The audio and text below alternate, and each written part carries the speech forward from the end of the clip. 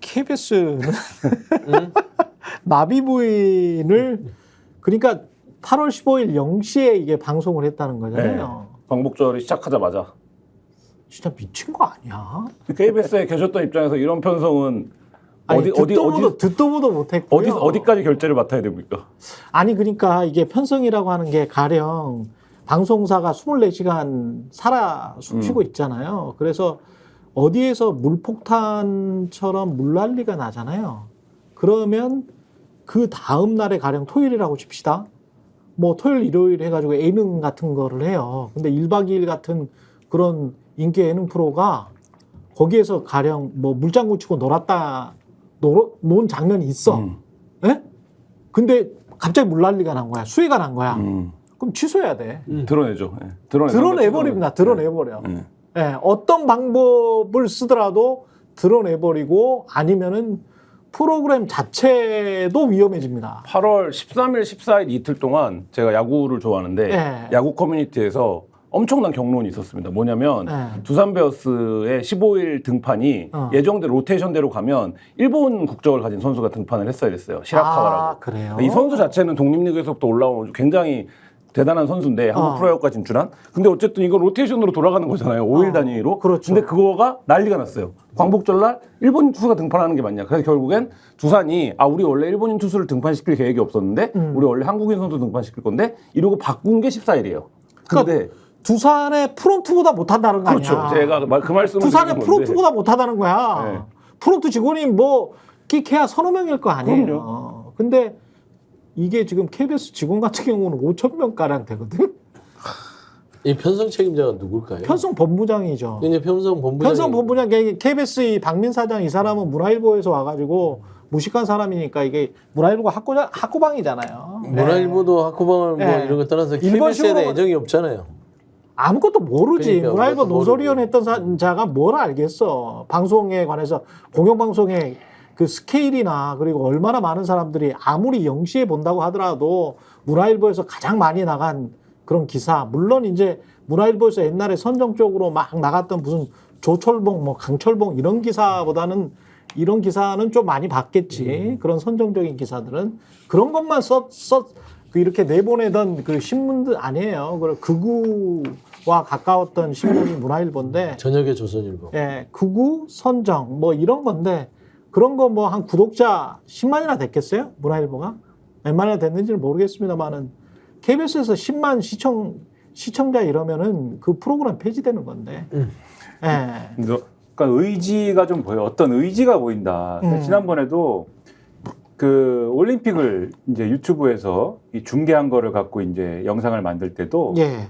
배구입니까? 일본 팀에 마치 이제 이입을 해서 일본 배구팀이 잘한다. 그리고 역전했다. 그때도 이걸 그랬지. 살렸다. 그때도 그랬지. 네, 이걸 어떻게 해내느냐. 이런 거를 이제 그 썸네일을 달아서 그때도 이제 그 올림픽 시청하던 시청자들이 막 화를 냈잖아요. 이게 KBS냐, NHKBS냐, 뭐 이러면서 그런 걸 보면은 어떤 종류의 의지가 작용을 하고 있는데 특히 광복절 같은 경우에는 제가 볼 땐 나비 부인을 튼 것도 문제지만 나비 부인을 틀었기 때문에 뭘 안 튼 거냐에 대한 생각을 좀 해봐야 된다. 그러니까 그렇지. 광복절이면 사실은 뭘 틀어야 됩니까? 광복절인데 광복절이기 때문에 뭔가를 해야 된다라고 봤을 때 KBS 같은 데는 공영방송이지 않습니까? 그렇죠. 독립운동이 뭔가 주제고 3.1 운동이 막 나오고 민족대표 33인이 뭔가를 하는 내용에 뭐 그러한 뭐 어떤 그 뭐 공연이든지 똑같은 공연이라고 한다면 공연이든지 아니면 뭐 다큐멘터리든지 이런 게 나가야 되는 거잖아요. 그 시간에. 예. 근데 그게 안 나가고 나비 부인이 나간 거지 않습니까? 그럼 저 같은 사람들은 무슨 생각을 하게 되냐면 이게 어떤 사람이 나는 나비 부인이 좋으니까 나비 부인을 꼭 틀어야 되겠어. 이 판단이 아니라 뭐를 틀지 말아야 되기 때문에 그것 말고 이런 건 빼고 여기다가 다른 걸 집어넣어야 돼서 나비 부인이 틀어진 거다. 이런 생각을 좀 하게 돼요. 왜냐하면 최근에 KBS에서 불거진 또 하나의 논란이 잘 생각해 보면은 세월호 참사 다큐 이런 거 못 틀게 하지 않습니까? 그랬죠. 그리고 기자가 총선 이후인데. 그렇죠. 기자가 보도를 하는데 노트북에 세월호 그 노란 리본이 붙여져 있었어요. 스티커가. 앞에. 그렇죠. 모자이크 처리해 버리잖아요. 그렇죠. 그게 나가면 안 됩니까? 나가도 되잖아요. 네. 근데 그 정도도 무슨 이게 정치적으로 민감하니까 안 해버리잖아요. 네. 그 제가 볼 때는 무슨 독립운동이나 또는 뭐 어떤 뭐 이런 것들이 주제가 된 것들이 나가면은 이게 혹시라도 뭐 반일 선동 이렇게 또 일부에서 이거를 지적을 할까봐 그런 거 틀지 말고 뭔가 일본의 친화적인 뭔가를 좀 틀어봐. 예? 그러지 않아도 내년이 뭐냐? 일본하고 수교한 지 60주년 되는 해 아니야. 뭔가 위에서 지침이 있다. 그래서 뭔가 반일 컨텐츠가 될 만한 거, 반일 컨텐츠도 아니죠. 독립운동이 뭐 반일 컨텐츠입니까? 근데 아무튼 그런 거 다 하지 말고 세월호 참사에 관한 거 틀지 못하게 하듯이 그런 거 다 빼고 대신에 일본의 친화적인 걸로 가자. 이런 것들이 기계적으로 현장에 적용이 되면서 나비 부인 같은 게 지금 나온 게 아니냐는 의심이 혼자 집에서 생각하면서 이제 들었다 그럴 수 이거죠. 있네. 그러니까 이거가 얼마나 큰 정치적 메시지를 가지고 있는지를 이자들은 모르는 거네. 어제 그래서? KBS 1에서 이제 쭉 광복절 특집으로 편성이 이어지잖아요. 네. 밤 이제 0시부터 밤 끝날 때까지 보시면 흐름이 느껴집니다. 그러니까 예를 들면 뭐 여러 가지가 들어가 있어요. 그러니까 지금 말씀하신 맥락, 얘기한 맥락인데 다큐 인사이트도 있고 뭐 광복절 특집 한국인의 밥상도 있고 여러 가지가 있는데 이 내용들의 흐름이 작년 편성과 작년의 콘텐츠들과 비교해 보면 재작년의 콘텐츠들과 비교해 보면 확실히 그리고 어제 이제 고아 송진우 특집 다큐가 KBS가 유일하게 그러니까 말하자면 준비한 프로그램이거든요. 12시인가 편성이 됐는데 낮에. 근데 이제 그것도 보면 사실 좀 저는 보면서 좀 뜬금없다는 생각을 했거든요. 송진우가 갑자기 나왔어요? 네. 그러니까 여러 말하자면 독립유공자들이라 등등등, 그러니까 물론 그동안 여러 명의 인물 다큐를 했으니 새로운 인물을 발굴한 것일 수도 있지만 사실 이제 그게 최근 독립기념관의 사람들한테는 잘 안 알려져. 이렇게 물려서 생각을 해보면 이게 이제 그 해방공간 전후에 어떤 우익의 입장 그리고 이제 미국과의 어떤 그 신탁이냐 반탁이냐 뭐 이런 거에서 한쪽에 편향된 입장 이런 것들로 쫙 이제 편성이 맥을 같이 하고 있다. 그러니까 큰 줄기를 내려준 것 같아요. 내려줬네. 그러니까, 예, 저는 이제 편성의 큰 줄기 내에서 벗어나지 마라라고 하니까 나비 부인이라는 어처구니없는 이런 좀 미친 결정을 한 거 아니겠어요?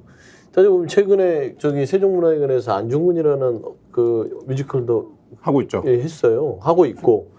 이게 지금 나비분이 6월 말인가 예술의 전당에서 한 거대. 원래 그렇죠. 그러기도 했고 뭐 7월에 하기로 했는데 뭐 여러 가지 뭐 고려해서 올림픽 때문에 못 했다고 하나.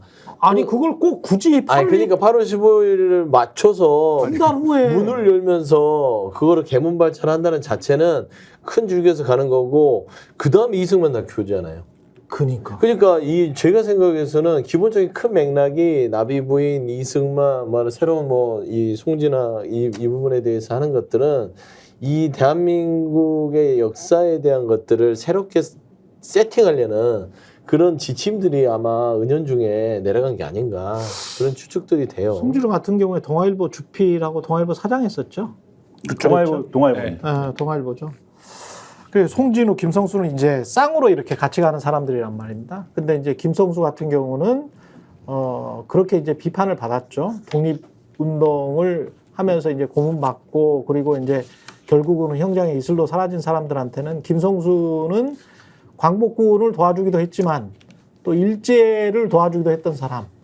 예, 그 뭐 역사적인 사실이니까. 그러면서 이제 왔다 갔다 기회주의자처럼 행동했던 자.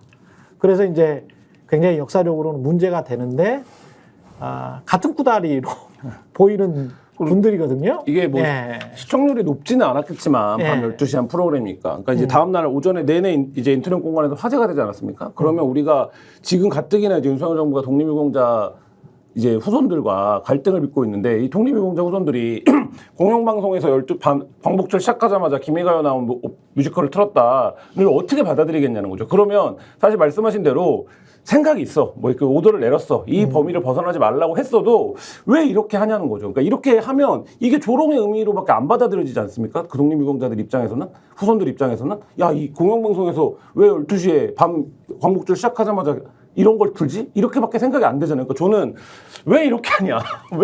왜 이렇게까지 하냐? 이거를 잘 모를 정도로 지금 굉장히 국민들한테는 치열하게 싸우다가 돌아가신 분들이 대부분 다 기억하잖아요. 도산 안창호 선생이든 김구 선생이든 그런 분들을 기억을 하는데 그 본인들이 이제 숭앙하고 싶거나 뭐 이런 분들은 약간 좀 행적이 모호한 분들이 많아요. 그리고 이제 광복 이후에 이른바 이제 출세의 길로 접어드신 분들도 굉장히 많고 그렇거든요. 그러니까 그런 곳에 가는 알리바이를 지금 만드나? 그러니까 우리가 지금 뉴라이트 논란이 있잖아요. 네. 뉴라이트들의 전형적인 수법이 재평가예요. 아, 아시잖아요. 뭐 친일 임명 사전에 이게 들어가서 이 부분도 조금 과한 게 있다. 재평가해야 된다. 이승만도 지금 재평가잖아요. 그렇죠. 그러니까 이런 식이에요. 박정희 재평가잖아요. 물론 이제 박정희까지야 뭐 이제 좀 논란의 이 가운데서 빠져나가지만 여러 가지 역사적으로 이미 이 평가가 된 사람들을 재평가하겠다고 나서는 것들이 결국에는 이 윤석열 정부가 은연중에 지금 본격적으로 발톱을 드러내면서 루라이트의 어떤 사관 자체를 대한민국의 역사에 덧칠하려는 이런 시도가 KBS에 드러난 것이다. 저는 그렇게 볼 수밖에 없습니다. KBS는 윤석열 대통령의 마음을 읽은 건가?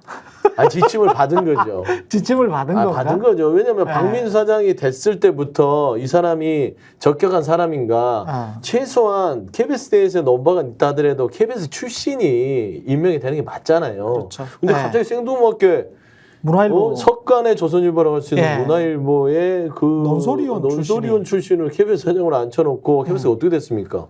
망가졌어요, 속된 말로. 그렇죠. 그러니까 뭐냐면 최소한 KBS 안에서의 서로 다른 의견이 있는 사람이 사장이 되고 정권마다 부침이 있어도 네. 그래도 KBS의 조직원으로서 KBS를 아는 사람 생리를 그런 데서 망가뜨리진 않거든. 예. 근데 이 박민 이 사장은 해봐서는요 KBS 잠깐 왔다가 쓰고 버리는 그런 느낌. 그렇죠. 그렇죠. 그러니까 이렇게 본인이 아무 상관없지. 이렇게 활용하는 거예요 그냥. 예, 본인이 그러니까 아무 상관없지. 뭐 그냥 법카 쓰고 예. 월급 받고 의전 받고 예. 자기는 그냥 좋죠, 뭐. 그냥 놀다 가는 거예요. 예.